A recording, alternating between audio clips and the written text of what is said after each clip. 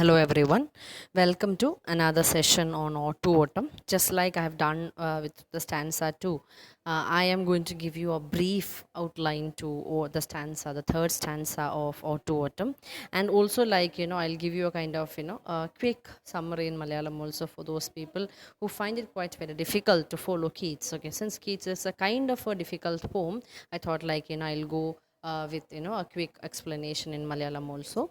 And music, basically the stanza is telling us about the music of autumn. Okay, so that is what we are going to see in the stanza. So Keats first feels the absence of the songs of spring, but soon regret is over, for autumn has her own music, and autumn has its own peculiar music and beauty when the sun is setting. A soft glow irradiates the fields from which the crop has been reaped, leaving the stumps behind. The long drawn out clouds in the sky look like bars of great. And at this time, the gloomy sounds of gnats create their own music while they fly about among the shrubs by the riverside, or when they fly with the winds upwards. In addition to these sounds, there are also bleatings of full grown lambs heard from the hills. Then there is the chirping of grasshoppers, the bold twittering of the swallows, and which are gathering together in large numbers for winter migration. So, that is, you can say, kind of just a summary, a quick summary of this particular stanza. And if I translate the entire thing into Malayalam, you can say the ഈ ഒരു stanza specially focus ചെയ്യുന്നത് എന്തിനകത്താണ്, the music. സ്പ്രിങ്ങിനൊരു sound ഉണ്ട്, ഒരു music ഉണ്ടെന്ന് നമുക്കറിയാം. അപ്പം അതുപോലെ തന്നെ ഓട്ടമിനൊരു മ്യൂസിക് ഉണ്ടോ, അപ്പോൾ എവിടെയാണ് where are those songs of spring. Spring ഭയങ്കര ബ്യൂട്ടിഫുൾ ആയിട്ടുള്ള ഒരു സമയമായിരുന്നു, അതൊക്കെ ഇവിടെ നഷ്ടപ്പെട്ടു പോയി, ഓട്ടമായപ്പോൾ അതെല്ലാം നഷ്ടപ്പെട്ടു പോയോ എന്ന് ഒരു പരിധി വരെ പോയിട്ട് വിലപിക്കാൻ വേണ്ടി തുടങ്ങുകയാണ് in the beginning. Where are they, അപ്പോൾ എവിടെയാ പോയി ആ ഒരു സ്പ്രിങ്ങിനുണ്ടായിരുന്നിരുന്നു വളരെ ബ്യൂട്ടിഫുൾ ആയിട്ടുള്ളൊരു മ്യൂസിക് ഉണ്ടായിരുന്നു.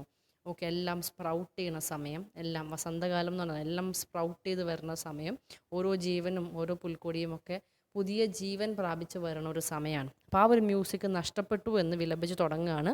അപ്പോൾ അടുത്ത സെൻറ്റൻസിൽ, അടുത്ത ലൈനിൽ പോയിട്ട് പറയണം നൊത്തിങ് നോട്ട് ഓഫ് ദം, അതിനെക്കുറിച്ച് ആലോചിക്കേണ്ട കാര്യമില്ല. കാരണം ഓട്ടമിന് എന്തുണ്ട്, ദൗ മീൻസ് യു, നിനക്ക് എന്തുണ്ട്, ദൗ ഹാസ്റ്റ്, നിനക്കും എന്തുണ്ട്, ദൈ മ്യൂസിക്, നിൻ്റേതായിട്ടുള്ളൊരു സംഗീതമുണ്ട്, നിൻ്റേതായിട്ടുള്ളൊരു മ്യൂസിക് ഉണ്ട്. അപ്പോൾ എന്താണ്, while barred clouds bloom the soft dying day and touch the stubble plains with rosy Hugh.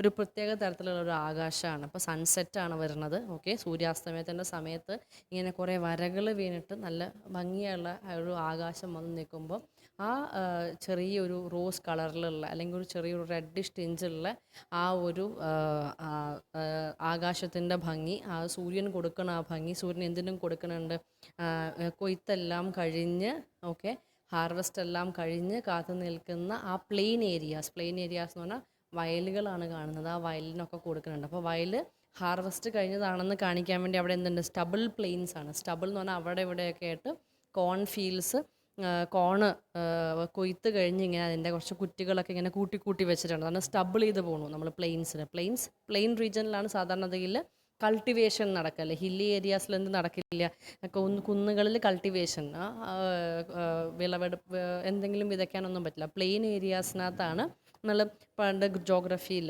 Mountain പ്ലാറ്റു plain എന്ന് പറയുന്നത്, ആ പ്ലെയിനാണ് ഇവിടെ ഉദ്ദേശിക്കുന്നത്. അപ്പം ഇവിടെ കൊയ്ത്ത് കഴിഞ്ഞ് ഇങ്ങനെ കൂട്ടി കൂട്ടി വെച്ചിരിക്കുന്ന കോൺസിൻ്റെ സ്റ്റംസ് ഉണ്ട്. അപ്പോൾ അവിടെയൊക്കെ എന്ത് കൊടുക്കുന്നു, ഒരു നല്ല ഭംഗിയുള്ള റോസി ആയിട്ടുള്ള ഒരു ചെറിയ റോസ് കളറുള്ള ഒരു ഹ്യൂ, ഇത് കൊടുക്കുന്നുണ്ട് മൊത്തത്തിൽ. ഓക്കെ, അപ്പം ആ ഒരു സമയത്ത് എന്ത് കേൾക്കണു, നാറ്റ്സിൻ്റെ വളരെ ചെറിയ ഒരു എന്താ പറയുക, ഇച്ചിരി വിഷമമൊക്കെ നിറഞ്ഞു. കാരണം ആ സൂര്യാസ്തമയം വരികയാണ്, ഇനി അവർക്ക് കളിച്ച് നടക്കാൻ പറ്റില്ല. കാരണം എന്താണ്, ഇനി വിൻ്റർ സീസൺ വരികയാണ്. അപ്പോൾ അതിൻ്റെ ഒരു ഇച്ചിരി വിഷമമുള്ള ഒരു സൗണ്ട് കേൾക്കുന്നുണ്ട്. അതിൻ്റെ കൂടെ എന്ത് കാണുന്നുണ്ട്, അവർ ഓരോ സമയത്തും ഇത് വെള്ളത്തിന് അവിടെ അവരിങ്ങനെ ജീവിക്കുന്ന ഒരു ചെറിയ എന്താ പറയുന്നത്, കുറച്ച് ഷ്രബ്സിൻ്റെ ഒക്കെ ഇടയിലാണ്. ഓക്കെ, അപ്പോൾ അവിടെ നിൽക്കുമ്പോഴും അല്ലെങ്കിൽ ചിലപ്പോൾ കാറ്റിനൊത്ത് ഇവർ ഉയർന്നു പൊങ്ങുമ്പോൾ അതിൻ്റെ കൂടെയും എന്ത് കാണുന്നുണ്ട്, ഇവരുടെ ഒരു കരച്ചിലിൻ്റെ സ്വരം കേൾക്കുന്നുണ്ട്. കരച്ചിലല്ല, അവരുടെ ഒരു മ്യൂസിക്കിൻ്റെ സ്വരം കേൾക്കുന്നുണ്ട്. അതുപോലെ തന്നെ ലാംസിൻ്റെ, ആട്ടുകുട്ടികളുടെ, അവരിങ്ങനെ ഒരു കുന്നിനകത്ത് ഇങ്ങനെ ഫെൻസിൻ്റെ അകത്ത് ഒരു ചെറിയ ഒരു എൻക്ലോഷറിൽ അവരെ ഇങ്ങനെ ഇട്ടേക്കുകയാണ്. ഒരു 4 ചുറ്റുമുള്ള കെട്ടിയേക്കുന്ന ഒരു ഒരു മതിൽ പോലത്തെ ഒരു സംഭവത്തിനകത്ത് അവരെ ഇട്ടേക്കുകയാണ്. അപ്പം അവിടെയും എന്താണ്, അവിടെ നിന്നുകൊണ്ട് അവരുടെ കരച്ചിലിൻ്റെ സ്വരം കേൾക്കാം. അതുപോലെ തന്നെ ഹെഡ്ജ് ക്രിക്കറ്റ്സിൻ്റെ കരച്ചിൽ കേൾക്കാം. അതുപോലെ റെഡ് ബ്രസ്റ്റ് ആയിട്ടുള്ള whistles, whistles, red breast whistle ചെയ്യുന്നു. അതായത് റെഡ് ബ്രസ്റ്റ് എന്ന് പറഞ്ഞൊരു ബേർഡാണ്. അതിൻ്റെ ഒരു അത് പൂന്തോട്ടത്തിൽ നിന്ന് അത് കരയുന്നത് പോലെ നമുക്ക് അതിൻ്റെ സൗണ്ട് കേൾക്കാനായിട്ട് പറ്റും. വിസിൽ എന്ന് പറഞ്ഞാൽ ആ മ്യൂസിക്കാണ് കാണിക്കുന്നത്. അതുപോലെ തന്നെ സ്വാലോസ് എന്ന് പറഞ്ഞു കഴിഞ്ഞാൽ വിൻ്റർ സമയത്ത് ഒരുപാട് പറന്നകന്നു പോകുന്ന, ഒരുപാട് ദൂരത്തേക്ക് മൈഗ്രേറ്റ് ചെയ്യണം, അവർക്ക് തണുപ്പിനെ അതിജീവിക്കാൻ വേണ്ടി ഒരുപാട് ദൂരത്തേക്ക് മൈഗ്രേറ്റ് ചെയ്ത് പോണ ഒരു ബേർഡാണ് സ്വാലോ. അതും ഇങ്ങനെ കൂട്ടം കൂടി വന്ന് എന്താണ് മൈഗ്രേറ്റ് ചെയ്യാൻ റെഡി ആവണതിൻ്റെ പോലെ, അതാണ് ഫ്ലോക്ക് ടുഗെദർ. അവർ ഒരുമിച്ച് കൂട്ടം കൂടി വന്നെന്ന് അവർ മൈഗ്രേറ്റ് ചെയ്യാൻ പോകണം, അവരുടെ സൗണ്ടും കേൾക്കും. അപ്പോൾ ബേസിക്കലി പോയിട്ട് കാതുകൾ തുറന്ന് പ്രകൃതിയിലേക്ക് നോക്കുകയാണ്. അപ്പോൾ ഇതൊക്കെ ഈ മ്യൂസിക്കൊക്കെ കിട്ടുന്നുണ്ട് എന്തിന്, ഓട്ടമിന്. അപ്പോൾ ഓട്ടമിന് എന്തുണ്ട്, അതിൻ്റേതായിട്ടുള്ളൊരു മ്യൂസിക് ഉണ്ട്. സ്പ്രിങ്ങിൻ്റെ മ്യൂസിക് എവിടെ പോയി എന്നൊന്നും നമ്മൾ വിഷമിക്കേണ്ട കാര്യമില്ല, കാരണം നിനക്ക് നിൻ്റേതായിട്ടുള്ളൊരു മ്യൂസിക് ഉണ്ട്. ഇതാണ് പോയിട്ട് പറഞ്ഞു വെക്കുന്നത്. Thank you.